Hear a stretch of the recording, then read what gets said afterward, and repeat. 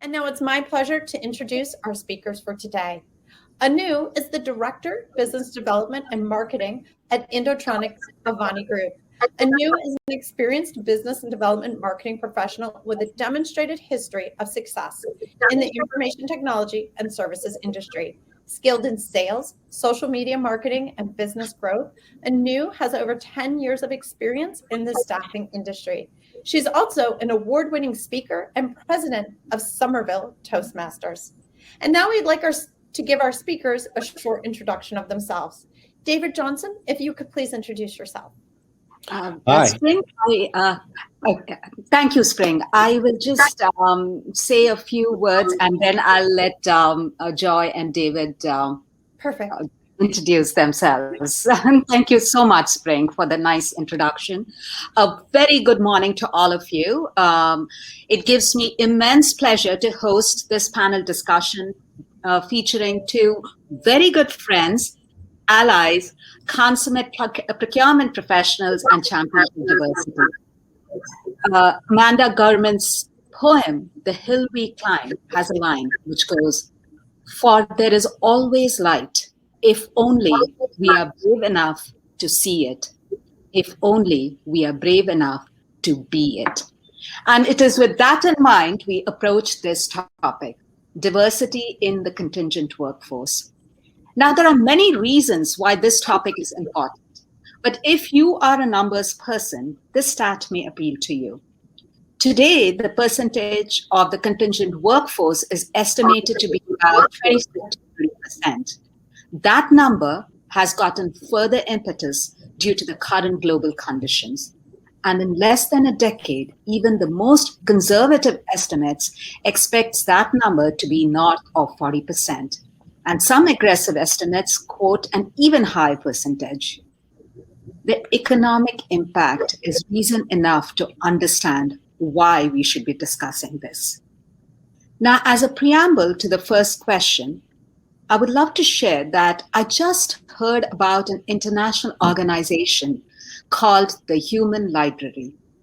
Their tagline is, "Unjudge someone." It is a movement that started in Denmark 20 odd years ago. The organization uses a library analogy of lending people rather than books. These people have experienced prejudice, social exclusion, or stigma. And participants can ask them questions so as to learn about the other person and also challenge their own prejudices.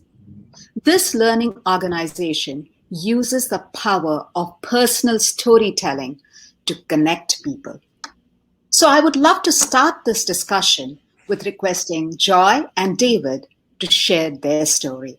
Joy, I'd love to hear a little bit about you and how your personal journey led you to the path of being an advocate for DE&I. Yes, I am here to represent the supplier advocacy part of this conversation. I have been with New York Life for more than 30 years, so I was 2 when I started. I manage the supplier diversity program, and I have been doing that in the past 10 years. So how my journey on the path of being an advocate for diversity started, I guess, when I came to the U.S. I was not born in the U.S. My family came here in the U.S. when I was 19 years old. My father was a civilian employee of the U.S. Naval Base in the Philippines, and when he retired, he had an opportunity to immigrate to the U.S. with his entire family, and that's what we did. We left everything in the Philippines, and I was around almost 20 years old then. So we had to adapt to an entirely new culture, so everything was new and different, new country, right? So I know how it is how to feel different. Because of this, diversity, equity, inclusion are words that are meaningful and important to me. It's something that I'm passionate about. So this has led to me joining or becoming a part of the core members of the New York Life Asian Network Group when it was first formed. That's almost 20 years ago. Through my volunteer work, I eventually became the co-chair for that. And shortly after being a co-chair, I was assigned to manage the New York Life's Supplier Diversity Program. So again, that was 10 years ago. So my involvement with Supplier Diversity is a story of an immigrant who has passion for diversity, who took action on her passion by being involved with the ERGs as a volunteer and then becoming a leader. And fortunately for me, it evolved into a passion and job merged into one. Being in this position as a head of Supplier Diversity Program helps me give a voice to immigrants like me. I get paid to do a job that is aligned with my passion, so I'm thankful for that. Thank you so much, Joy. That is indeed something to be grateful for, to do what you are passionate about. Not happens that's not always happening to everyone. And now I will ask David the same question. Would love to hear what led you to this journey. I think anyone who's passionate about supplier diversity and diversity in general has some skin in the game. Diversity is very personal to me, not because I emigrated to the U.S. from another country, but because I came from an economically depressed background. I grew up in the projects in government subsidized housing in Staten Island, New York. Although if you ask some people, Staten Island is definitely a different country than the one that we live in. And for me, it was the idea growing up that I had to get a job. I couldn't be an entrepreneur.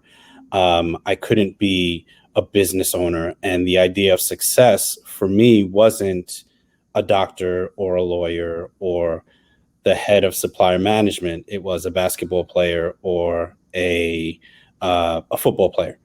And understanding that people who've grown up like this don't have the visibility into the idea of success and living a successful life as a supplier for a multi-billion-dollar organization led me to the position that I'm in now, right? Giving opportunity to smaller suppliers from diverse backgrounds and being a part of many different wonderful organizations that allow me to give these opportunities as a 20 plus year procurement professional to build relationships. And that's the joy that I have as an ally. Thank you so much, David.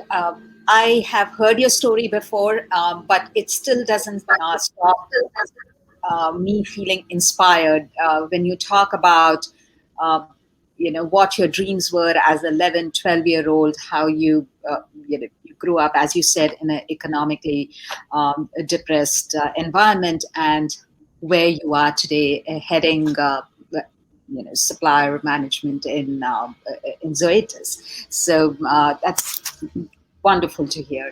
So at this point, we'd like to conduct a small poll of the audience, which Spring will... Perfect. We do have our first question open. If everybody just wants to jump in with a response, we'll keep this open for about 15, 20 seconds. The question is what vertical industry best describes your company? Staffing company, corporation, MSP, or other? Okay, we'll keep it open for about another 15 seconds. With it, again, you have your chance to just chime in to vote if you're a staffing company, corporation, MSP, or other. Okay, and we will close out the poll and publish the results for everyone to see. Just over 83% on the watching the session today is a staffing firm, and changed just a little, about 36% other and 63% with the staffing firm. Great. Now I'll open up our second poll. It's open now for you to give us your input. Have there been discussions about contingent workforce diversity in your company? Again, we'll keep this open for about another 25 seconds to give everybody a chance to respond. Again, the question, have there been discussions about contingent workforce diversity in your company? Right now, we have 66% yes and 33% no, and we'll keep it open for just another few seconds. Fantastic. And I will just publish the results so everyone can see. So within the question, about 62% had said yes, there have been discussions, and about 37% said no. Fantastic. And with that, I will turn it over to you, Anu. Thank you so much, Spring. I am impressed that they are talking a lot, at least amongst the audience. There seem to be quite a few people who think that the topic is being discussed. What are your feelings on the poll results? Joy? Yes. Actually, I was surprised in the sense that, or maybe not surprised, like 60%, right, being having a discussion is a good number. But I would think that, just overall as a being an employer, I would think that's something that employees would be really talking about naturally. So, but it's high, it's majority, so that's still a good number. Yes, it is. It is definitely promising. David, your thoughts? I think it's fantastic to see that, our providers, our staffing agencies, and our MSPs are really and truly taking this seriously. We, as procurement professionals, are always looking for ways to build high functioning teams, and diversity is a great way to do that, especially in the contingent labor force, right? I'm a procurement professional. I'm looking to supplement the talent that I have. I want a different perspective, and a diverse talent pool in my contingent workforce is a way for me to do that, to bring people in that have different viewpoints than the guys that I work with every day. So that's a wonderful thing to see that contingent, that our staffing firms are looking at diversity as a qualification and not just a box to check. So you remind me, what you said reminded me of what the founder of Honda said. So very, very high level thinking, David, because he was like, I want diversity of thought, even if someone doesn't agree with me, even if I don't like that person, I want to know what another point of view is. And that's why he made a company like he did. I mean, he built up a company like he did, I guess. So this is where we move into the actual point of discussion, which is to both of you. What, according to you, or rather, why, according to you, should we even be discussing about diversity in the contingent workforce, which is a step beyond supplier diversity? And are you hearing about it in your respective industry circles? David, if you want to take this question first. Well, I kind of already answered that a little bit, right? I am a corporate, I'm a corporate person. I want to build a highly functioning team, right? I want my team to be able to adjust to changes in the environment, to changes into the organization, to changes in the way that we decide to do business quickly. I need a team that's diverse, right? I have global expansion thought. I want to expand in China. I want to expand in Australia or wherever. If I don't have a diverse team or a team with a diverse mindset, those goals are going to be difficult for me to achieve. And as a corporation, it's harder to find a dedicated headcount that can meet that goal. So I go to a contingent worker.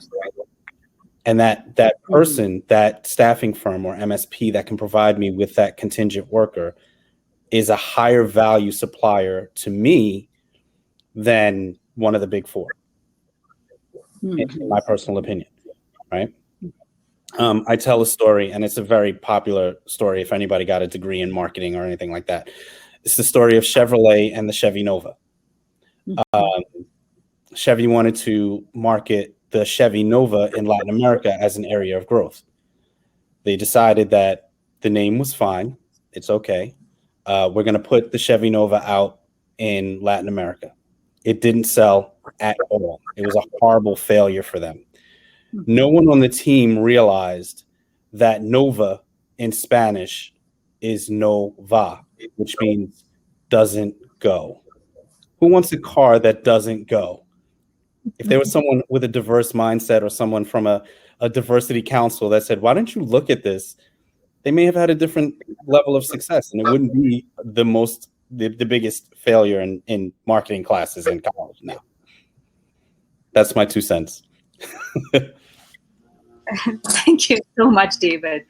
Today is the day my lawnmower company decides to come and mow my lawn. But anyways, my apologies for the background noise. But Joy, the same question to you. Why do you feel we should be discussing this? And are you hearing murmurs of it in your industry circle, like financial services roundtable and the like? Yeah, so I mean, I'll continue on the example that David talked about. You know, I think that emphasizes that a diverse group or diverse workforce leads to diversity of thought, and that's very important. You know, I mean, look at that example. I mean, like Nova. If somebody had thought of that, or there's a person in the team who understands that, that probably wouldn't have happened. But to answer your question about, am I hearing this discussed more in the industry? Yes, I'm starting to hear, you know, how in supplier diversity, our focus is majority ownership. It's all about the diversity of ownership. But I'm starting to hear more discussions about the diversity of workforce. And why is that? It's because I think contingent labor, right, are employers too of their own company. And so with that, I think the importance of diversity within the contingent labor's company is important. And it's something that should already be looking at, whether it's being talked about or not. This is something that everybody should be, you know, paying attention to. You know, being part of the supplier diversity ecosystem, I think that, you know, when it comes to diversity of workforce, talking about that, if you think of a contingent labor being an extension of a company, right? I mean, David's talking about it, right? Like they have their employees and they hire contingent laborers to continue to do the work for their company. Then it just makes sense that if we have our DEI program, right, that tracks, that advocates for the diversity of employees, you know, the diversity of workforce, it makes sense that the contingent labor does the same. Because I can tell you that I've been part of many awards committee for, you know, for MBE or WEB awards, and what I'm seeing is that the companies that win the awards are the ones that have similar capabilities as the corporations, where they have a supplier diversity program. They are involved in, you know, volunteering or community development. So I think it makes sense that if in my case, if New York Life has an ERG, I think it makes sense that our vendors also have ERG, because again, I think that it carries forward. Like I see the contingent labor being an extension of our our company. No, you make a very good point, Joy. Another thing that comes to mind, in the 10 years that I have been in this industry, I see that more and more contractors or contingent workers are doing more and more mission critical projects. So they are part of projects within large companies that has far-reaching consequences. So it's across the board that they are there, and the numbers of them is increasing. So and for the outsider, the contingent worker is a New York Life or a Zoetis or a Pfizer employee, even though they might be an Indotronics contingent worker, right? So to your point, I also totally agree with you. So here I want to share a little interesting anecdote from my company. So last year, the past 18 months, Indotronics has been involved in a very large volume staffing project. Now, it is honestly going to go down in Indotronics history books as one of our most successful account management stories, where The team Congratulations. at it, 24/7, literally. And the interesting thing is, they worked on staffing the project. At the end of the year, when we tracked the diversity metrics, the diversity numbers were staggering in a good way. It was overwhelmingly women and women of color. Now, in a year that was 2020, when a disproportionate number of women left the workforce, Indotronics had a very different story to tell. Now, that makes me think that had D&I in the contingent workforce been intentional across the global economy, maybe so many women would not have had to opt out of the workforce. A McKinsey study reports that if we act now to improve gender equity, it could add $13 trillion to the GDP. That is a staggering number. So, yes, it is the right thing to do. But that being said, again, a question to both of you. What do you see as potential challenges of expecting your supplier to provide a diverse contingent workforce? Joy, would you like to take this question first? Sure. I actually would say I wouldn't focus on the potential challenge.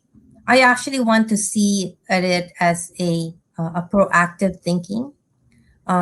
Capturing a diversity of a workforce offers data and opportunities. Like I said, that's a proactive way of looking in workforce diversity trends. So if any, I see the focus aligning with corporations' DEI initiatives. I mentioned that earlier, that if any, like our focus in supply diversity are vendor ownership, right? The diversity, the ownership. But this is the type of conversation that actually aligns to our DEI initiative. So I think it's a proactive way of thinking. Plus, it's for small diverse vendors, I think, to start tracking this data. This is our conversation in the earlier question. If they have the capability, it's a good information to track. And look at the example that you used, that with the Indotronics success story, that you are already tracking it. You're seeing the importance and the impact of the diverse, representation in even in this project that you're doing, right? So if this emerging conversation turns into a data being required by the corporations later on, let's say if corporations start requiring vendors to track the diversity of their own workforce, I would think that if you're doing it, then you're ahead, you're proactive, you're ready when it's requested. And at the very minimum, if you're planning to apply for the best MBE or WBE or the best vendor award, you are ready. You can provide this information. So.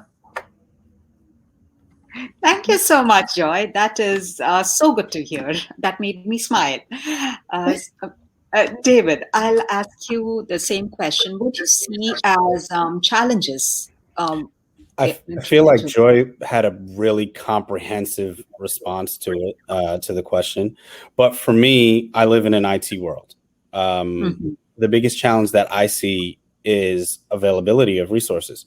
You talked about the amount of women who left the workforce in 2020. This is absolutely 100% a reality for some of us, right? I need an SAP resource. There is no resource available because everybody's looking for an SAP resource. So I'll take what I can get. If I have a supplier who's ingrained in my ecosystem, a supplier who's made themselves a strategic resource for me, I should be able to say to them, I'm specifically looking to fill a contingent worker with a woman or a veteran or something like that in this area. I'm going to give you some time, find me that person. But, in my experience thus far, these last couple of months, resource availability has been a challenge. Thank you so much, David. That was, you made a point about time, and that is invaluable Yes. because a lot of staffing companies do. We have to make sure that we provide within a certain period of time. That is one of the metrics we are judged on. But if you want intentional diversity in the workforce, you have to give us more time to begin with. Absolutely. Sometimes it may still not be the answer. For example, women, they left the workforce for their children. They are usually the people who take care of their older seniors at home. So they are the ones who take a back seat again. What do you do if a woman is not even in the market to work? How do you encourage that? So definitely. So that is where the question of a staffing industry analyst, which publishes a lot of research material on the staffing industry. One of the main things they said, as far as having diversity in the contingent workforce, they said there is supposed to be a corporate mandate on it, which means that, I don't know what it means. In my mind, what I think it means is there has to be more support from corporations and to help women in the workforce, or people of color, or any form of diversity, visible or invisible. So it is something that is a evolving thing, and this discussion itself is a step towards it. And we also notice that there is a fear of legal ramifications to employment, because the corporation is not really the employer of contingent workers. So a little bit of worry on that front. Yeah. And also, as a corporation, I feel that they have to start thinking beyond whether the owner is diverse or not. Now we have to actively start asking questions about their work. But thank you so much. Both of you had very, very valid points. And so at this point, I think it's a great point to ask you, what do you think, David, I'll ask you this first. What do you think suppliers can do differently? Any innovative takeaways which Indotronics and other staffing companies here can implement? So Joy said two things that I thought were great, right? One, as corporations, we focus on the ownership, right? We tend to say, oh, wow, I can now report that I do $2 million extra with a diverse supplier, and that goes to my reporting back to the government. But as a staffing company, you have to promote that you have diverse contingent workers, right? You may not be a diversity candidate, but if you can bring me good extended members of my team, and you can say to me, I have, women, I have people who were incarcerated, I have people who were, veterans of foreign wars. That's exciting to me as a corporate citizen, right? I want to be corporate, so I want to be socially responsible. I want to give people opportunity to expand, and I am personally invested in, DEI. I want to know that. That's more important to me than, I can get you this person for $10 cheaper than the next guy, or I can build out this program. I can bring in a diverse thought set. That matters. That's a key differentiator for you as a supplier.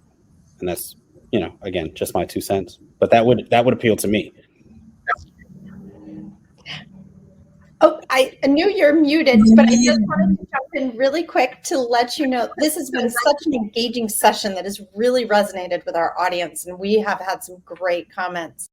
To share with you quick one, David, you're so right. As a diverse supplier in a niche market, this person is often the only recruiter in the room with diverse professional development organizations.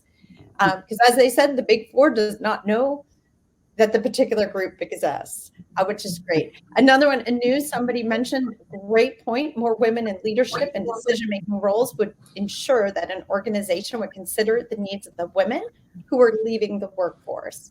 She has a client who's doing very well in that regard by allowing workers to adjust hours and on-off premises statuses based on school schedules for their children when needed. This has been a great session. Just wanted to let you know we have about another 13 minutes.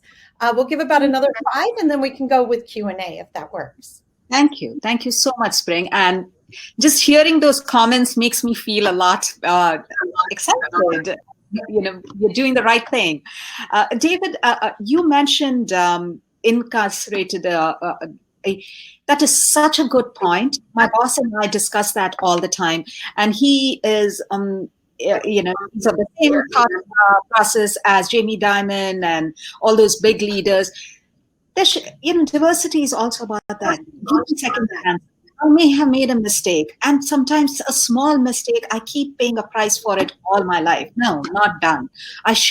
Corporations should give a second chance. And so that is definitely, now I know another topic for discussion in the next one. Yeah, I mean, one of the things that I'm passionate about, obviously growing up the way that I grew up, some of the people that I grew up with made mistakes.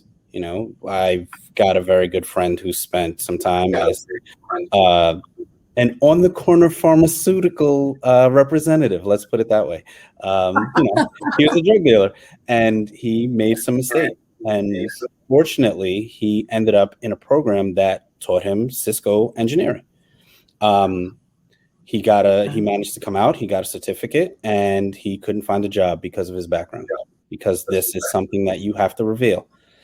I was fortunate enough to connect him to someone.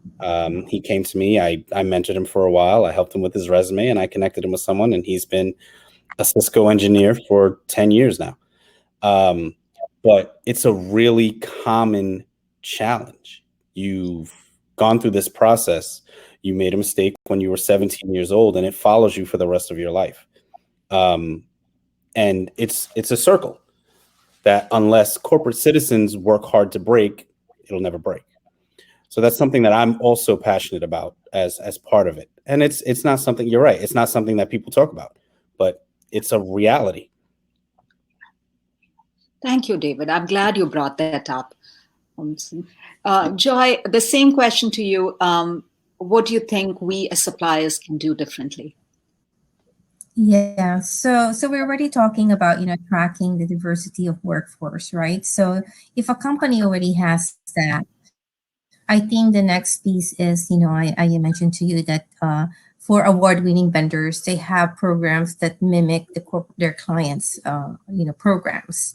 So if you already have DEI initiatives like tracking diverse workforce, I think the next piece is allowing your employees to have a employee resource groups, because I don't see corporations requiring this from their vendors, but I think given the greater awareness about social justice, right?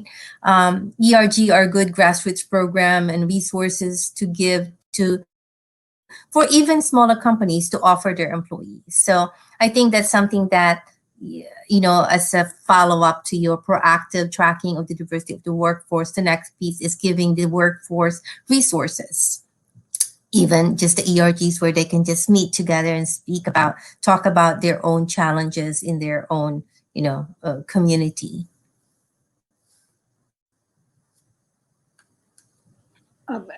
Thank you so much, Joy, because that brings to mind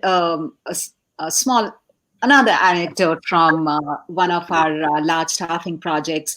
One of the reasons that the large volume staffing project that I was talking about was successful was really because, yes, we were, the account management team did a stellar job.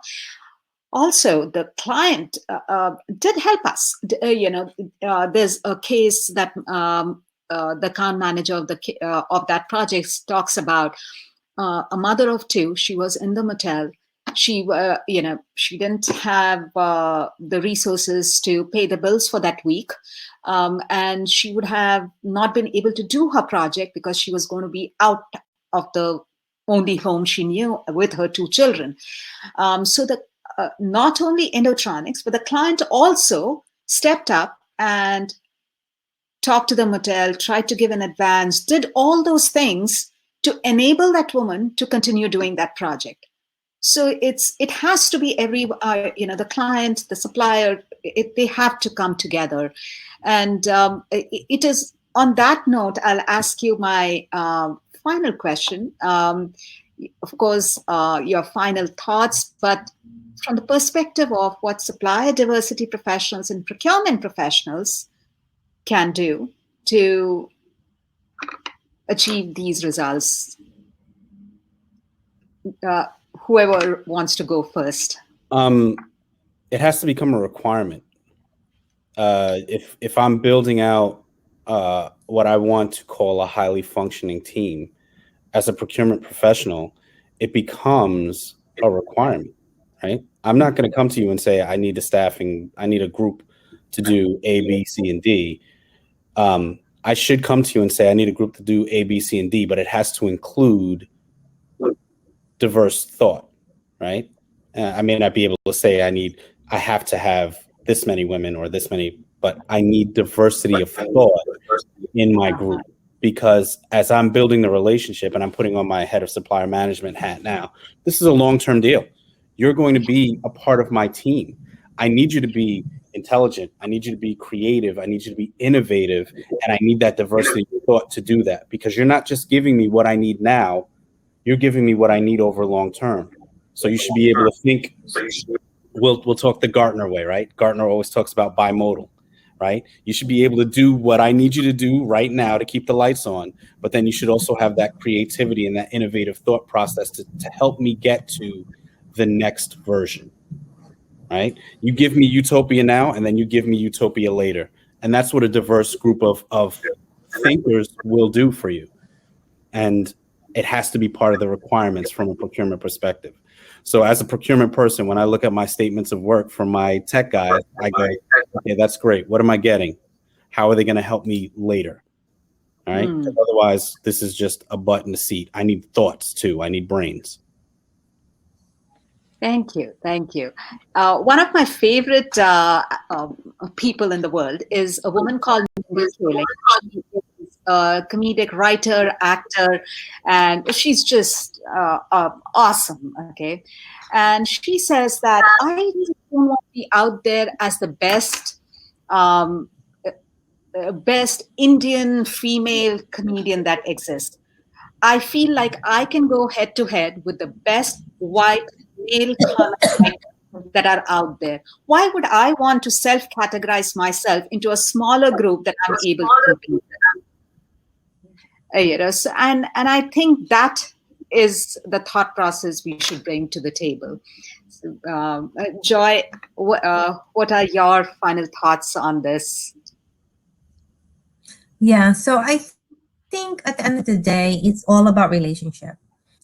It's the vendors, developing really a strong relationship with their clients, understanding, the trends in the hiring trends, right, in the specific markets in the industry of their clients that they're serving, and being able to offer that. But I think building that symbiotic relationship between the employers, rather clients and vendors, would naturally create a channel of like important conversations like diversity. So I think at the end of the day, it's having the good relationship where you can talk about anything. You can be transparent and honest about, the challenges of each other, right? Because, client or vendor, we all have our own challenges, and share the successes also. Because I think if we all know that, then we're able to work together better. And I think that's something that I think we just have to always remember. At the end of the day, it's the people, it's the relationship that the more we know about each other, the more we can help each other. Fantastic. In the final few moments we have, I would love to get one of our questions in front of the panel for your thoughts. Someone has asked, what are some of the co-employment concerns when it comes to ERGs and the contingent workforce, and how would you resolve? So I guess I'll respond to that since I mentioned ERGs. I'm not an expert on HR laws, but I know that, there's we need to be careful about, the contingent labor participation participating as employees. So that's something that we want to separate. So that's why when I say that, I'm thinking that it's not the contingent labor participating at our company's ERGs, but your own, in this case, like Indotronics, forming its own ERGs for its own employees. So there's no really, there shouldn't be co-employment issues there because it's not New York Life, in our case, providing ERG participation to the contingent workforce, but it's Indotronics providing it to their employees, and some of them happen to be working for, let's say, New York Life. So I think Anu, you know more about this relationship, but I think that solves it by saying like, yeah, have an ERG, but not the New York Life ERG. You form your own ERG within your own employers. You're muted, Anu. Yes, I agree with you. You as a client can help us build it, give your ideas and thoughts around it. But yes, definitely, it's not like you can go and participate in New York Live's ERG. David, did you want to add to that? So again, not an expert on HR law, just a person who thinks it's very silly, right? You're a contingent worker coming into my organization. I can give you access to my employees' personally identifiable information, but you can't come to my employee luncheon. It's always been silly to me, and it's just a challenge. So Kevin, if you figure out what the answer is to that, you let me know. It's funny. Loved your response. Well, it was great having you all with us today. As I showed you, the very engaging session that has resonated with our audience. I'd also like to thank everyone for joining in.